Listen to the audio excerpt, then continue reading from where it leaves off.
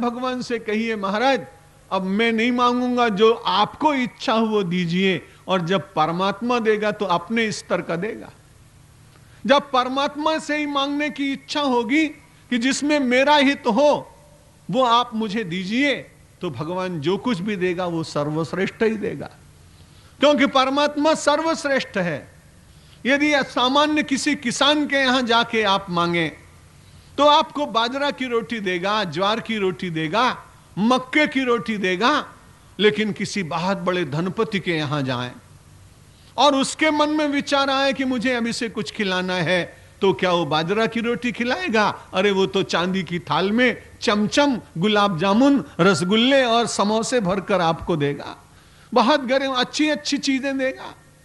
अब हम लोगों की अपनी ये कमजोरी है कि हम परमात्मा के सामने ऐसी साधारण वस्तुएं मांगते हैं तो भगवान को ऐसा लगता है आया मेरे यहां और मुझे बिल्कुल सामान्य सा एक सामान्य व्यक्ति मानकर ऐसी छोटी छोटी वस्तुएं मांग रहा है।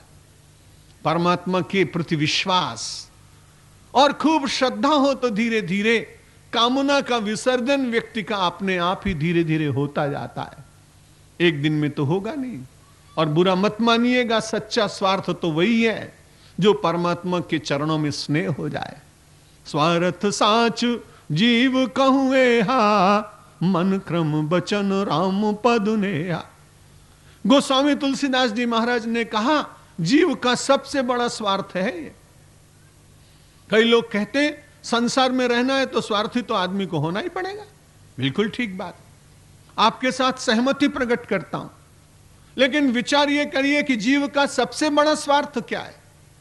तब गोस्वामी तुलसीदास जी महाराज ने कहा जीव का सबसे बड़ा स्वार्थ ये है जगत का व्यवहार निभाते हुए मन वचन और कर्म से धीरे धीरे परमात्मा के चरणों में, परमात्मा के स्वरूप में इष्ट देव के साथ स्नेह हो जाए।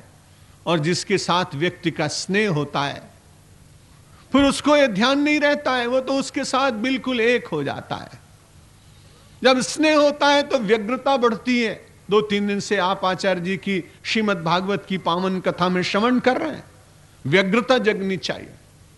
जैसे संसार के पदार्थों को प्राप्त करने की व्यग्रता जगती है, वैसे ये व्यग्रता कि मेरे जीवन का सबसे बड़ा स्वार्थ तो परमात्मा का स्नेह, ये मानव के जीवन की व्यग्रता यदि जगे तो आप निश्चित मानिए कि व्यक्ति को बहुत बड़ा लाभ होगा।